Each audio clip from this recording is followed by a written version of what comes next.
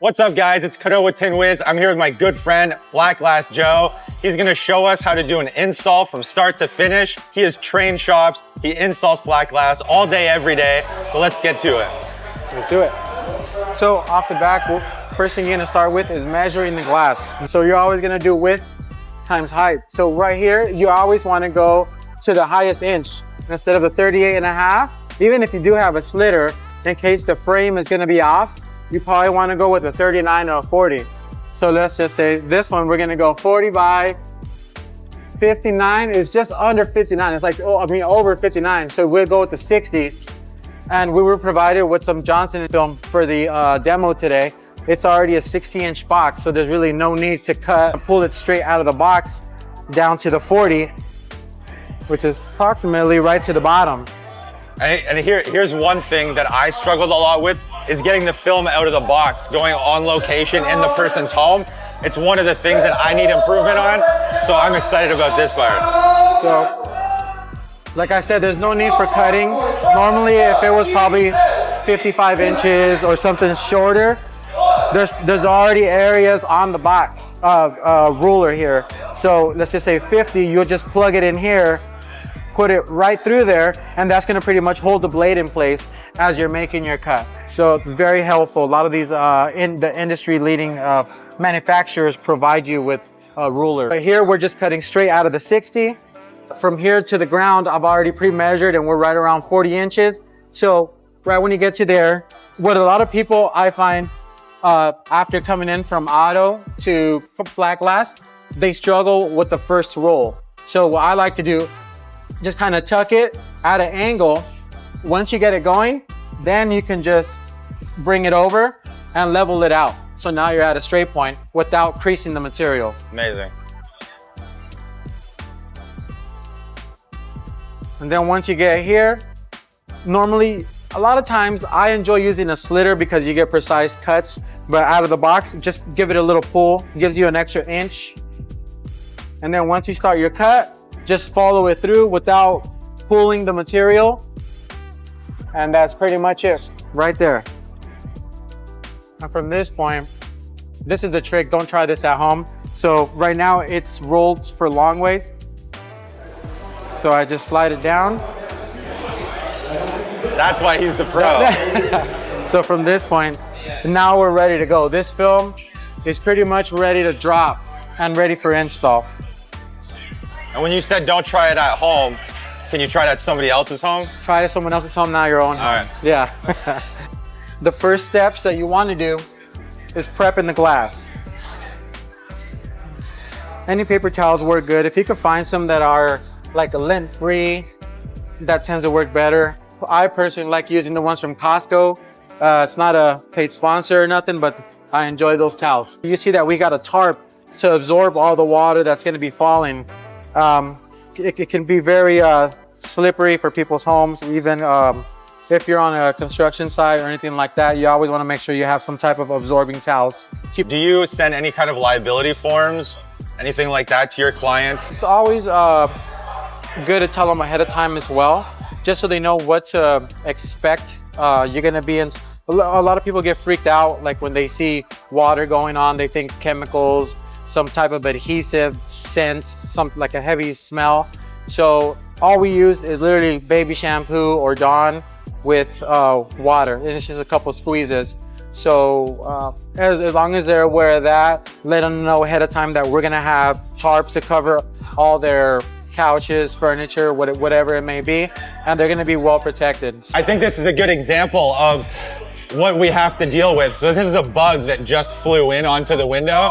So if we're doing like an exterior installation, it's gonna be dusty, it's windy, there's bugs, there's all kinds of crap. So we really like those interior installations in a nice AC or heated house. And yeah, this is a great example of that. But it's okay, we're still gonna have this nice and clean. And then this is That's Flat Glass Joe. This is one of our Tint Wiz scraping blades here. Boom. Always pack a new blade before touching the glass. So after you get your spray on, very first thing, there's many types of glass, especially when it comes to residential or commercial projects. Dual pane, low E, laminate. So you always want to give the glass a test. That should be something already taken care of by the estimator or whoever came out to do the consultation, because they need to figure out exactly what type of glass we're going to be installing on so that we know what type of material to apply to it. This is already safe. We've already tested it. So you always want to give it a nice little clean, top to bottom. Get every single area. It's very important because there can be something there that it's not obvious, but it's definitely there. Even that piece of debris. So, is there a way to tell, like an easy way to tell what kind of glass it is? Yeah, so normally glass is gonna be stamped. It's gonna have they call it a bug in the industry. This one here happens to have it right here. So it's gonna tell me exactly what kind of glass it is. And it is, you see that? So it's almost like an engraving. Exactly. And that's called a bug in the film industry, or in the glass industry. So it's pretty much a tempered single pane glass. Good to install almost anything on it, from Limo tint to any reflective film. From here, now that you scraped it, you're gonna give it another go with the water. Always good to wipe your edges and get all that water and gunk out of there. Now, squeegee from all the way across. Very important. Don't lift it up, just keep it going. So you want to kind of work those contaminations down. All the way down, correct. You never want to go up or go out weird directions, just side to side. Here, last one, just straight down. Now, is there like an acceptable amount of contamination or light gaps that a film can have? An industry standard? I think there is, especially when it comes to what I like to do is always notify, especially if you get customers that want the dark material, like Limo tint. Everybody loves Limo tint until they apply it in their home and they realize how dark that is. It cuts out so much light. And now they need to have the lights on at certain times throughout the day. Yeah. So you're always, for the most part, you're always gonna get some type of light gaps if you're looking at it from a different angle. The best way to solve that problem would be some type of a caulking, or if you have something that goes with the frame insoles, like along the edges, right, to fully cover the light. But if it bothers them. If it bothers them, gotcha. Yeah. But the majority of the time, you're always gonna have a nice clean cut right to the edge, and it shouldn't be an issue. And that's an expectation that you would set way before we get to installing the film at the house. Before that film was even selected. Awesome. Yeah. So now that we have this prepped and ready to go, and the film, so this is called the back roll, right? This exposes, once you release it, similar to a sticker. This is the adhesive side right here. It's a little tacky, right? So what you want to do is give it a light spray. To adjust your slip solution depending on the film you're using, or where you're located, or the time of day? Not necessarily. I feel what's going to be where you would really have trouble would be if you're south facing, perhaps, like when the sun's out, right, on like hitting the glass that you're installing. If it's already been there warming up the glass, then it's already reaching temperatures where you'd spray and you'll see the water just starts to steam. Evaporate. And that's normally where you'll have trouble with any type of install, right, and you want to move to another location before visiting that one and doing it. Right now with this back roll, the liner's on the back end side. It's already tacked on with a little water that I sprayed on. This is the exposed adhesive side. I like to give it at least a foot and a half. Give that a nice spray. Pull it back just a little bit.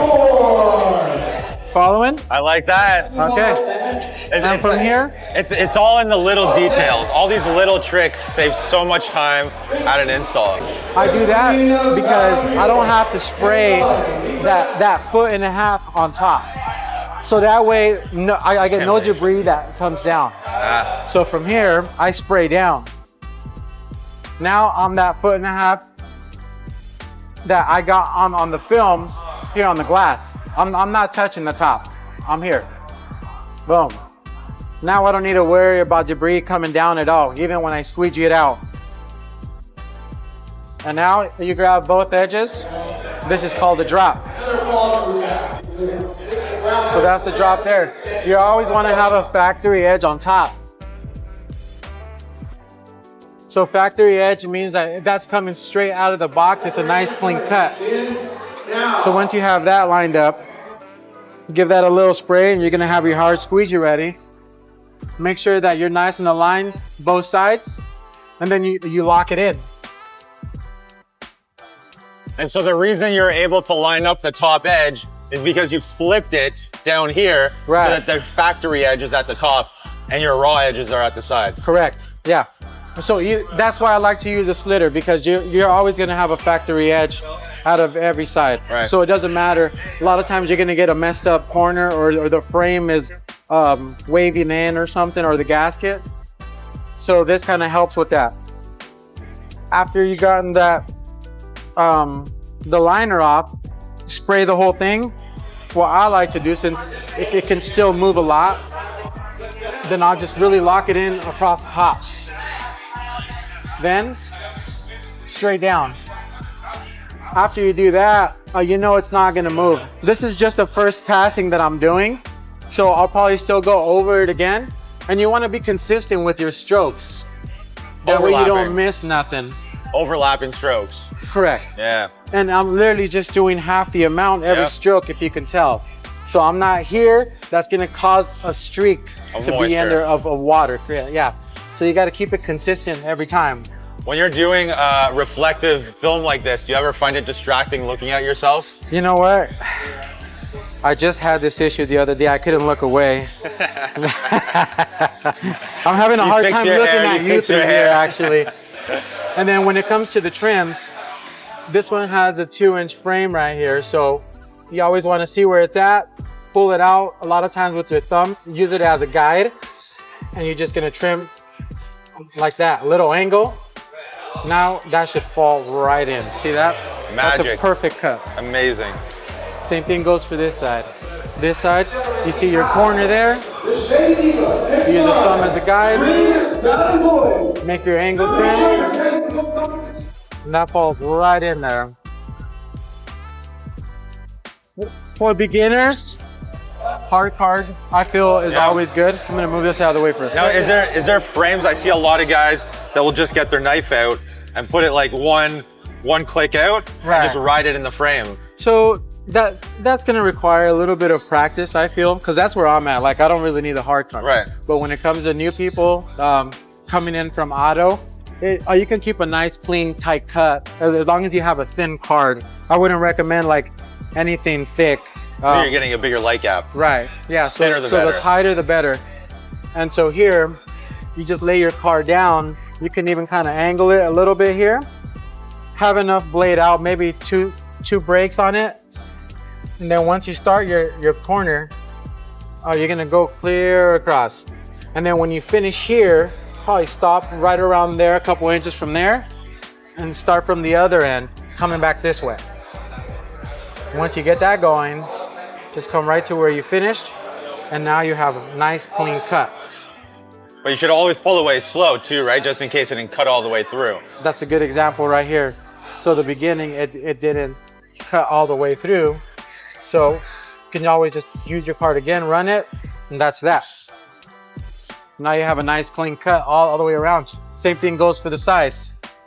So the size, this one that they used, they took out the frame. So it's literally just the edge of the glass that we have right here. So. Is there any risk that you could cut the glass or score the glass with the blade? And how would you avoid that if you can? There is. I'll always use a new blade. These are just snap off, so I like to keep a fresh blade every time. And if you already tested the glass, like I said, that would fall under the sales guy who came out to do the consultation. He's gonna tell you if the glass has like a soft coating on it, that's gonna potentially scratch. Right. Therefore, you wouldn't really be applying too much blade on it, because yeah, exactly. And same goes for this side. Once you're here, use your trim all the way through. And then from the top down,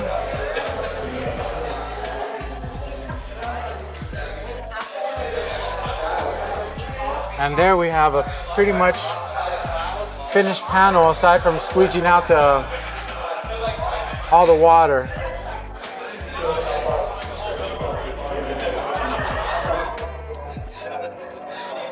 Boom. And so from here, you just want to squeegee the rest of the water out. So I like to start over here and just run it all the way across. Now we're on this side. So middle out always. Yeah, correct. Okay. Now we're here, straight down. Now how much pressure are you putting on this? Like as much as you can? No, not as much. Medium but force? It's always good. Yeah, probably like a good medium, because it's going to help cure a lot faster as well.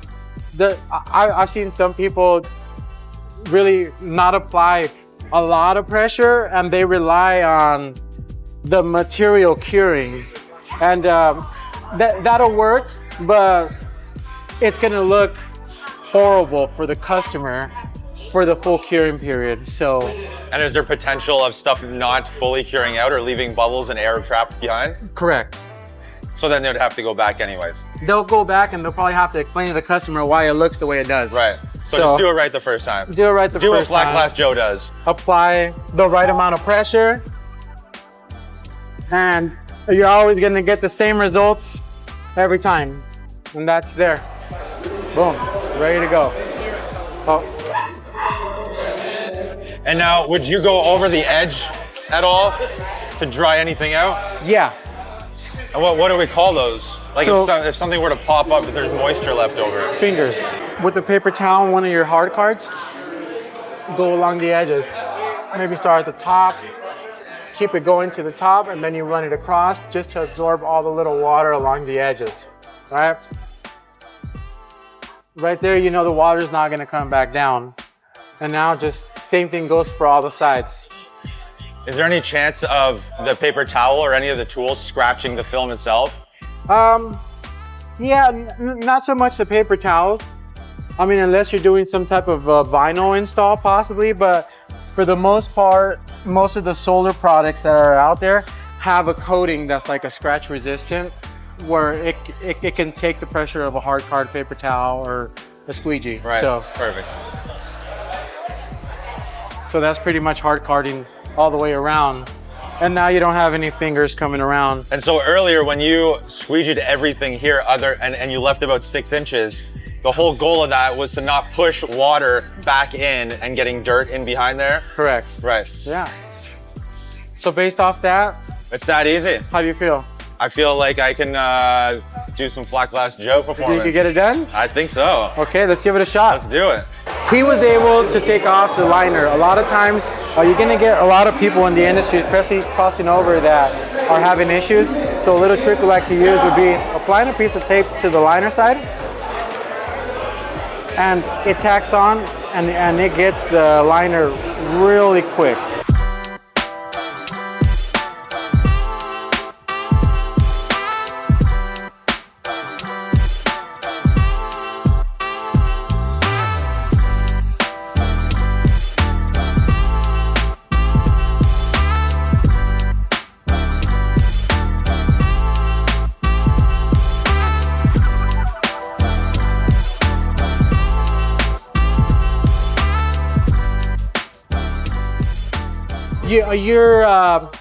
Your background is wraps, PPF. Yeah, so my thing is definitely wraps. We've done commercial wraps, paint protection film, ceramic coating, and the last few months that I had the business before I started working for Tint, we got into flat glass, and it's definitely a learning curve for sure. It may look easy because it's flat, but it's definitely not easy. It's repetition. It's doing the same thing over and over again. So once you do it for a little bit and you have a good trainer, I think it's definitely worth it. So how comfortable do you feel on a scale of like 1 to 10 actually going out and doing the job on your own? I feel like a 10 for sure, because I slow it down. And then when you're not in a setting like this, it's a little bit easier. When you just take your time. There's no camera and pressure? That's right. You take your time, you do it right, don't rush through it, and you'll get make sure you get every step. Okay, so what about for somebody crossing over from auto, wanting to convert into a flat glass company? What do you recommend for them? Investing in yourself always, so invest in training. Get a trainer, get somebody to show you how to do it, Right. the tips and tricks, get a mentor, somebody that's gonna answer questions for you. Maybe even after the training, I think is a lot of value. Definitely. Yeah. Nice. So he's got a little bit of background in film installation. That's why I always feel for somebody that does auto more challenging than flat glass, because curvature, heat shrinking, areas like tight areas to be in, as opposed to a nice big open window. And flat glass has its challenges too, don't get me wrong, especially removal, construction, noisy area, PP, like where you need to wear full construction helmets, boots, That's right. fully suited. Now you need to worry about the area, cleanliness, people's homes. I feel like it's very unforgiving too. Yeah. So with PPF and wraps, you can pull it up, you can get contamination out, you can spray, you can lay it back down or heat it and fix any creases or anything you have. Whereas this, same thing as automotive window tint, it's one and done. You have one chance. Not necessarily. Okay. This one you can still peel back. It's Right. Yeah, depending on the materials, but this one specifically, we still have, you see that? I can still peel it back, respray, clean off an area, peel it right back, and then now you got your clean finish. Amazing. So it just depends on what manufacturer you decide to go with. But always do your research, play with the film prior to actually doing the job. And if you have an office or a home, definitely practice. Repetition is what's gonna get you there. Prepping the glass is probably one of the most, it's half the battle, right? Once you have it fully clean and detailed, you understand how important the cleanliness is. So now you're on to the detail part, which is the film, your cuts, and just work it. I'll probably say a good solid, within a year, you can become really comfortable, Very efficient. in your skin, and just hack at it, with the right proper training. It's the learning curve. Yeah. Just like anything. And you're always gonna have different materials. So Right. I know my company, what we do, we're really diverse in the type of installations that we do. So we do vinyl, graphics, anti-graffiti film, safety materials, solar film, like it's just so much, decals, murals. So that's probably gonna be a little longer learning experience, but you can get there, definitely. But Practice makes perfect. yeah, but you gotta start. So That's right. you gotta start somewhere. Hit up Joe. Any questions, hit me up. I got you. Cool. Thank you Boom. for showing me. I Yeah. appreciate it. Yeah, thanks.